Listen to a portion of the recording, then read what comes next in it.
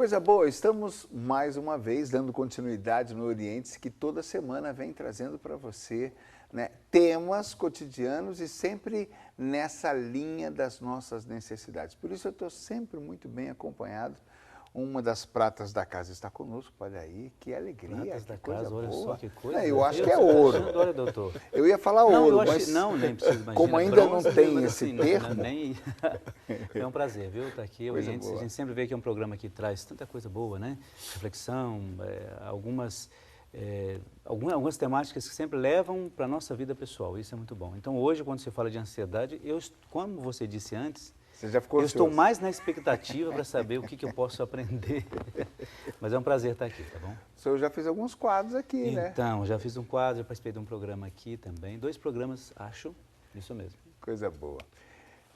Hélio, que coisa boa, estamos juntos pela primeira vez, a família toda na área da psicanálise. Isso, psicanálise, porque a gente sempre recebe os psiquiatras e às vezes psicoterapeutas e é bom fazer uma diferenciação. E a gente conversava aqui em off, né, fora do ar, e ele me contava que a psicanálise traz a cura pela fala. Exatamente. Então leva a pessoa a se dizer. Isso. Na verdade, nós temos muita coisa que está no nosso inconsciente, então nós somos falados pelo inconsciente e falamos pelo consciente. Então é nessa ligação entre o inconsciente e o consciente que a gente estabelece, na verdade, o que Freud chamou de talking cure, ou seja, a cura através da fala, através da dialética. Pois bem, então, dentro dessa questão, dessa nossa carga, o que nós trazemos no interior, nem sempre nós lidamos ou externamos ou sabemos destrinchar. Hoje a gente vai falar sobre uma coisa que ultimamente nos meios de comunicação se fala, né? Da ansiedade, do estresse e tal, e ela começa a ficar mais famosa entre nós. Mas ansiedade, o que é ansiedade? Que sentimento é esse? Nem sei se é um sentimento. Que sensação é essa? Na verdade, todos nós, né, temos ansiedade. A questão é quando a ansiedade está dentro, eu costumo dizer, dentro de uma determinada faixa, ela é muito saudável. Quando essa ansiedade sai dessa faixa, nós começamos então indo para o excesso, ou totalmente inerte, sem nenhuma ansiedade, então nós começamos a ter algum problema. E muitas vezes a ansiedade está ligada fundamentalmente a quê? Né? O ser humano, ele é um ser de falta. Ele não é um ser completo. Ele nunca vai se completar, por mais que ele queira, como ser humano. Então, nessa busca, ele cria o quê? Ele cria o que nós chamamos de uma expectativa. Quando essa expectativa, né, não é atendida, ou quando essa expectativa gera um certo receio de não conseguir alcançar, ele vai ter um aperto no peito, vai ter um frio no estômago. Então, nesse momento, ele está entrando numa situação de ansiedade, que pode ser benéfica. Quando ele perde o controle dessa ansiedade, ou seja, essa ansiedade, por ele ter uma expectativa muito grande em relação a algo, e esse algo ele não consegue dar conta, ele começa a sofrer. Ou seja, quando ele não torna mais a vida, através da sua ansiedade, suportável. Sim, Hélio, a gente gosta sempre de contrabalancear aqui no programa com a parte da fé. Sim. Você disse uma frase que me lembra Padre Zezinho, né? A gente gosta de parafrasear às vezes, né? Essa sede de felicidade é saudade do paraíso, é saudade do infinito, é saudade que a gente tem.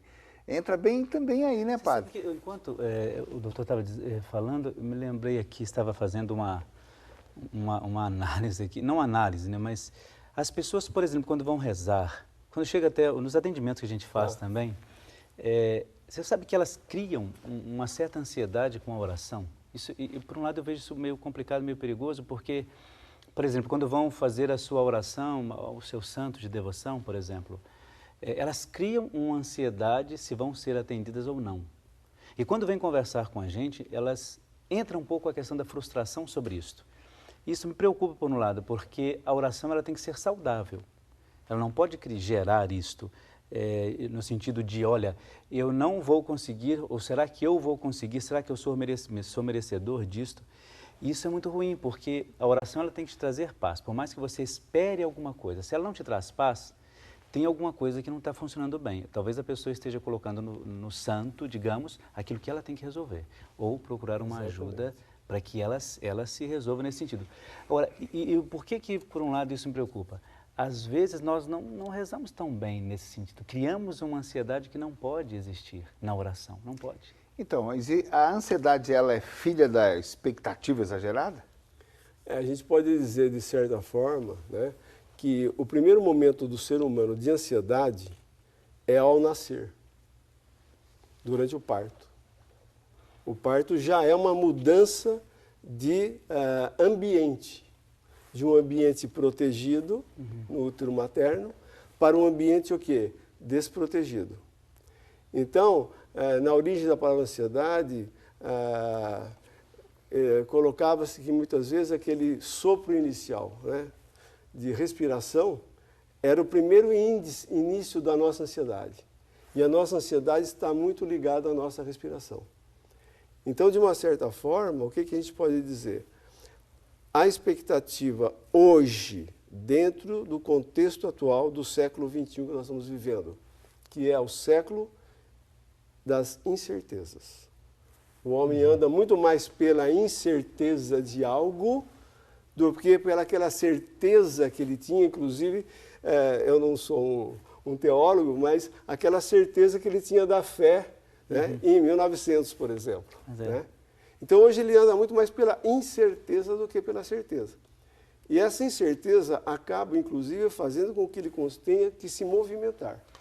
Hélio, esse movimento de ansiar por algo, de ter uma ansiedade, de ter uma necessidade, de ter uma mudança dentro de uma vida saudável, isso é puramente saudável porque nos ajuda nesse movimento saudável, de ida e vinda da vida. Totalmente, né, saudável. Né? É o que eu falei, hoje nós vivemos Hoje o que acontece? Se você comparar a vida do indivíduo em 1910, 1940, 1960, hoje, né, em 2014, você vai perceber que as necessidades aumentaram demasiadamente. É verdade. Né? Quando você pega um casamento em 1910, o que se esperava de um casamento? Segurança, né, basicamente, ter uma família. Eram esses dois itens básicos, segurança e ter uma família. Então você se casava. Quando chega em 1940, 1950, se quer segurança, quer a família, quer escolher, porque lá em 1910 muitas vezes era escolhido o pretendente ou a pretendente. Eu quero escolher o meu pretendente, portanto eu quero amor e quero também companheirismo. Quer dizer, você já ampliou um leque de expectativas para o casamento. Quando você chega no século XXI, vamos falar desse já, pulando todas as passagens que teria historicamente aí, quando você chega no século XXI, o que é que você tem? Você tem um homem e uma mulher que querem a segurança, querem ter uma família, querem o amor, querem um companheiro, mas tem uma coisa também no século XXI, ele quer a sua realização pessoal. Quero me realizar como mãe, mas quero me realizar também como profissional. Então eu tenho o meu filho biológico, afetivo, e tenho o meu filho profissional.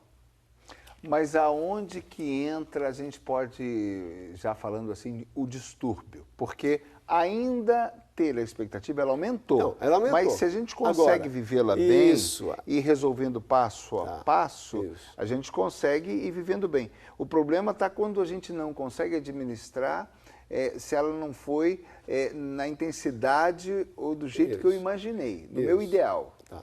O que acontece nesse caso, pensando em termos do século XXI? Com o evento da globalização, essas necessidades ampliaram muito e o seu tempo de sentar a uma mesa junto com a família e almoçar e conversar, sentar com o filho, poder conversar à vontade, sentar embaixo do pé de mangueira, etc. e tal, coisa que eu fazia quando criança aqui no Liceu Salesiano em Campinas. Então o que acontece?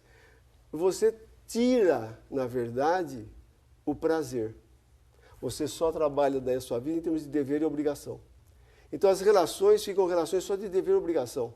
Hoje atendo executivos que começam a trabalhar às 5 horas da manhã, não tem horário para terminar de trabalhar, e trabalha no sábado, trabalha no domingo, ganha-se muito bem e não tem tempo de usufruir desse dinheiro. Não tem como usufruir desse dinheiro e não estão felizes. Quer dizer, não, ele então paga o que acontece? O psicanalista. Então, isso que acontece. Esta ansiedade, se você não disser para algumas coisas menos. Isso. Ou não, né? Menos. Dizer isso. não. Aprender a dizer o não para si e aprender a dizer o não para o outro. Porque o não, por incrível que pareça, ele nos constitui como pessoa. Ô padre, aí vem a questão da alma, né? Então, eu penso, sabe né? que eu estava pensando nisso aqui? Eu acho que a espiritualidade ela tenta nos ajudar a juntar essas coisas, né? Fazer uma conexão. Eu acho isso muito bonito a partir da espiritualidade, porque assim, quando você consegue, de fato, lidar com todas essas coisas, você consegue lidar bem com Deus também. Eu acho isso muito bonito. Então, que eu não sou psicanalista, né? Mas o que a gente percebe nesses atendimentos é justamente isso. Quando a pessoa está bem, consegue fazer tudo isso, elas têm um bom relacionamento com Deus. E a espiritualidade ajuda com que ela faça isso fluir de uma maneira muito mais tranquila. Os casos que a gente tem, as pessoas que a gente acompanha, isso funciona muito bem, porque a oração, né, faz com que aquela pessoa tenha um pouco mais de tranquilidade para resolver isso, para resolver aquilo, direciona. Nós falamos muito de unção, né, a unção do Espírito Santo, que nos capacita, e aí vem a questão da força de vontade também, a pessoa a gerenciar todas essas coisas. Agora, quando isso não acontece, entra um dado que eu acho que está muito estritamente ligado à questão da ansiedade, que é o medo. Por exemplo, quando eu não consigo gerenciar tudo isso, vem um medo muito grande, uma incapacidade, e aí quando as pessoas chegam até a gente tenta, a partir da espiritualidade, dizer isso, olha, você não está doente da alma, você não está, você entende? Olha, gerencie melhor isto, né? Procure a oração desta maneira, a partir daquilo que a pessoa pondera para a gente, obviamente. E aí a gente vê que a pessoa se encontra bem, que a espiritualidade, a oração, dá aquela tranquilidade que a pessoa precisa, não que ela tenha uma função psicológica, porque para mim não tem, mas ela tem essa função mesmo de colocar a pessoa diretamente em contato com esse Deus. A ação do Espírito nos ajuda muito a dimensionar a real necessidade disso ou daquilo. A ponderar mesmo. Ponderar mesmo. Porque na sociedade a gente tem um exagero, não é? De necessidade. Da materialidade. De materialidade. Um exemplo, um carro. O carro e que é necessário para a convivência também, né? Um carro, dando um exemplo, ele tem que te levar e te trazer. Sim. Ele é um meio de transporte. O carro, ele só falta falar sozinho. E ele custa o preço de uma casa. É difícil dirigir, né? É até difícil dirigir. E você tem que ter... Outro dia eu estava vendo um senhor num carro importado que eu não tinha visto, era a primeira vez que eu estava vendo, e eu estava na padaria tomando café e o rapaz comigo, olha aquele carro, custa tanto. E o senhor ficou procurando, tentando ligar o carro. Eu acho que ele quer do lado de fora, né? Que não tem nem chave mais. E ele e a mulher, e eles demorando... E ele foi no porta-luva, pegou o manual e disfarçou ali e ficou procurando. Ele não sabia ligar o carro. Você falou brincando, mas é real. Mas é verdade. Então, há um exagero, uma exacerbação daquilo que era básico. E a gente quer fazer do extraordinário fundamental, e ele não é, né? Uma coisa que o Air levantou aqui, que eu acho que é muito interessante, eu acho que o que é um indivíduo saudável, né? O que é um ser humano saudável, que tem saúde? Sim. É um indivíduo que tem, primeiro, uma saúde física, ou seja, ele se cuida fisicamente. Segundo, ele tem uma saúde emocional.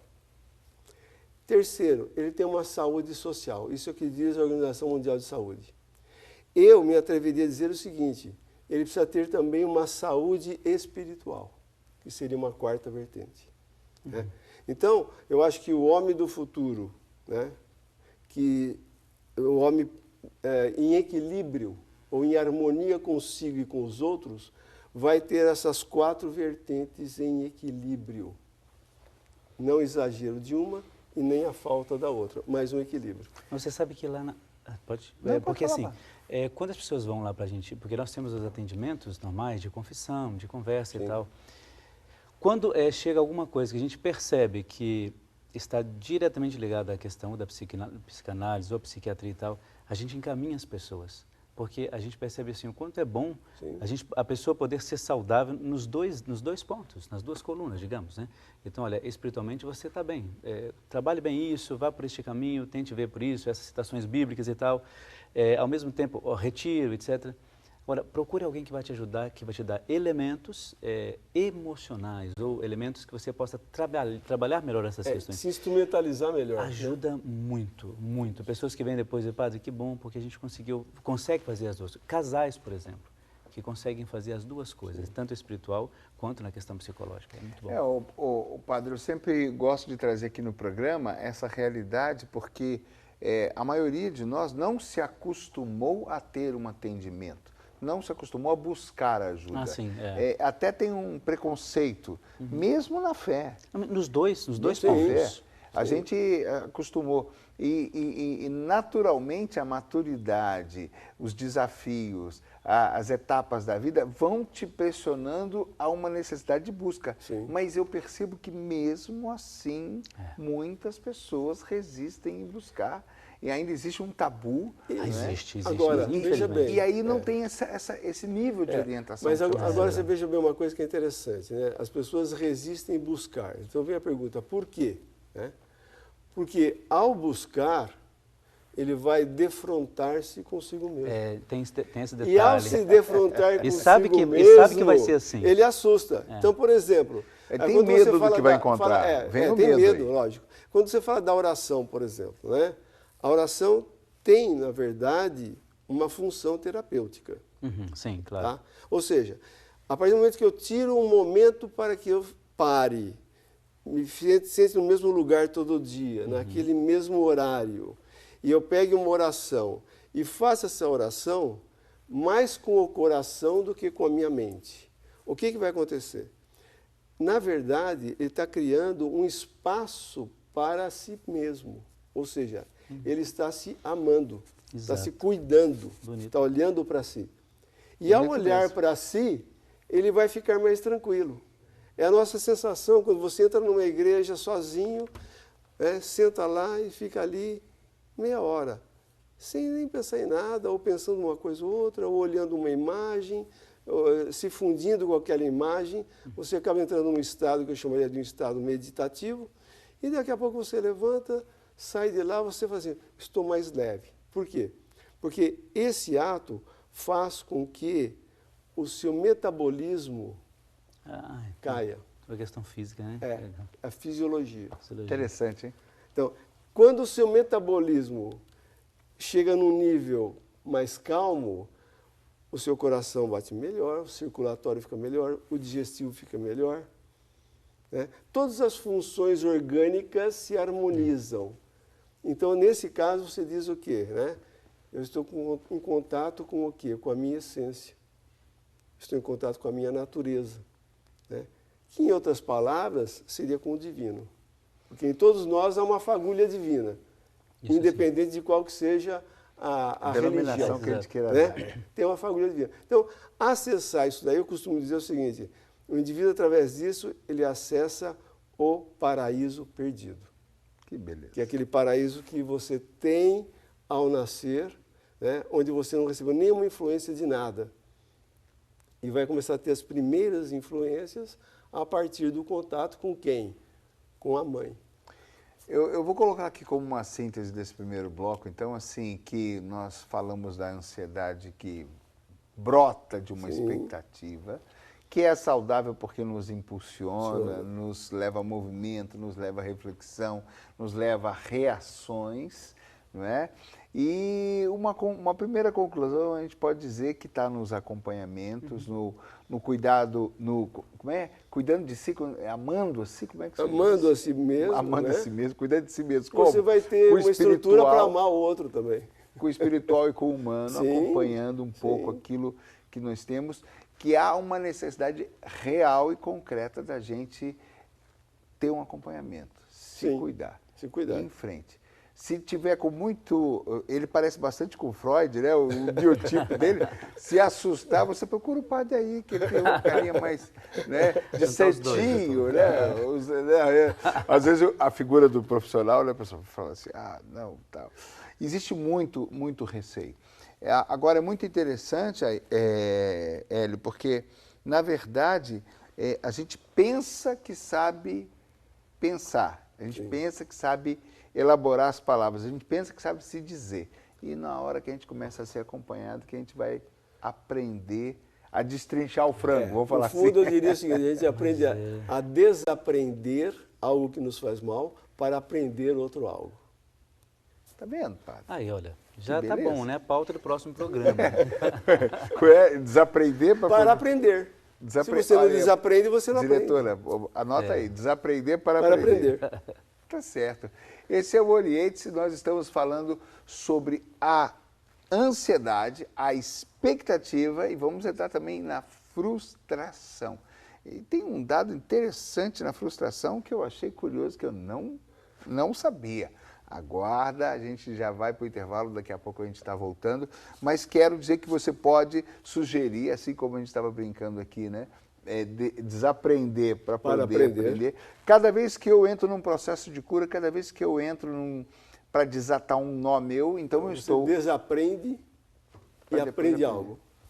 Tá vendo, senhor? É uma maneira de expressar que parece que mostra para a gente assim, a imagem de como se dá a questão, né? Então vamos para o nosso intervalo, voltamos já já.